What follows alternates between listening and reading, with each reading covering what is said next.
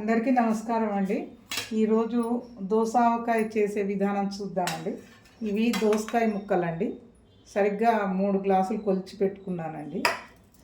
ఇందులోకి ఈ సగం గ్లాసుడు ఆవపిండి అండి,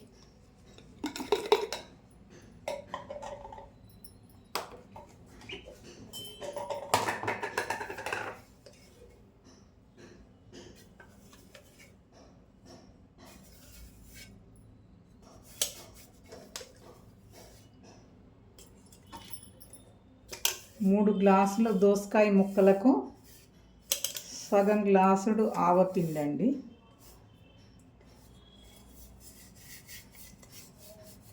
బయట కొన్న ఆవపిండి కంటే మనం ఇంట్లో చేసుకున్న ఆవపిండి కాస్త టేస్ట్గా ఉంటుందండి. అందుకని ఇంట్లోనే కాస్త మూకుల్లో ఆవాలు కొద్దిగా వేడి చేసి మిక్సీలో వేస్తే ఆవపిండి రెడీ అవుతుందండి. ఇప్పుడు సగం గ్లాసుడు ఆవపిండి అండి. కొంచెం ఎక్కువ ఉంది, పర్వాలేదు. ఇంకా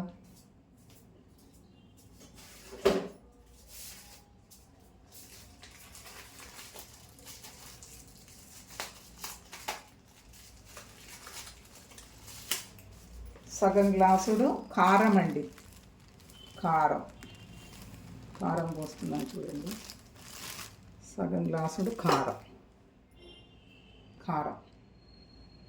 కొంచెం తక్కువ వేద్దాం, మరి కారం ఎక్కువైతే కష్టం. ఇంకా నిమ్మరసం అండి, 1 గ్లాసు నిమ్మరసం. ఇదిగోండి. సగం గ్లాసుడే. ఉప్పు మాత్రం సగం గ్లాసే వేస్తున్నానండి. ఉప్పు కొంచెం తక్కువ వేసుకున్నా కూడా పర్వాలేదు, ఎందుకంటే ఉప్పు ఎక్కువైతే మళ్ళీ పచ్చడి బాగుండదు. కొంచెం తక్కువ అయితే కావాలంటే వేసుకోవచ్చు, కానీ ఎక్కువ మాత్రం వేసుకుంటే కష్టం అండి. అందుకని సగం గ్లాసు కంటే కొద్దిగా తక్కువ వేస్తున్నానండి. సగం గ్లాసు కంటే కొంచెం తక్కువ అండి.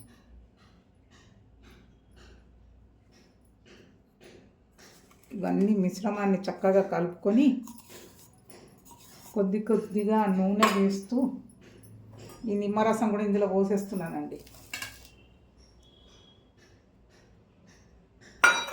ఇప్పుడు నూనె కొద్దిగా వేస్తూ కలపాలండి. ఇది మంచి పల్లి నూనె అనుకోండి, పల్లి నూనె వాడుకోండి, బాగుంటుంది. ఈ రిఫైన్డ్ ఆయిల్ మాత్రం వాడద్దండి, అంత బాగుండదు. ఇక తప్పనిసరి అయితే చేసుకోవచ్చు, కానీ ఈ పల్లి నూనె బాగుంటుందండి. పల్లి నూనె లేకుంటే నువ్వుపప్పు నూనె అంటారు, అది నువ్వుపప్పు నూనె కాస్ట్లీ అనుకోండి. కాస్త పల్లి నూనె వేసి ఇట్లా మిశ్రమాన్ని చక్కగా కలుపుకోవాలండి.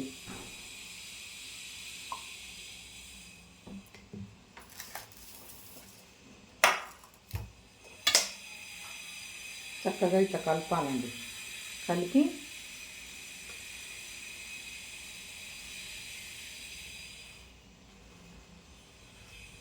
ఈ దోసకాయ ముక్కలు ఒక్కొక్కటి ఇందులో వేసేసి చక్కగా ఇట్లా కలిపేసి తగినంత నూనె వేసుకోవాలండి. ఈ బాటిల్లో వేసేసుకొని ఒక బాటిల్ రెడీగా పెట్టుకోవాలండి. కలిపి కొంచెం ముక్కలు ఇట్లా వేసేస్తే చక్కటి రుచికరమైన ఘాటైన దోసకాయ. చలికాలం కాస్త ఘాటుగా తింటే చాలా బాగా అనిపిస్తుందండి. ఇట్లా కలిపేసి బాటిల్లో వేసేస్తే చక్కటి దోసకాయ రెడీ అండి. నచ్చితే మీరు ప్రయత్నించండి. ఈ వీడియోని లైక్ చేయండి, షేర్ చేయండి. తప్పకుండా మా ఛానల్ని సబ్స్క్రైబ్ చేసుకోండి. Thanks for watching.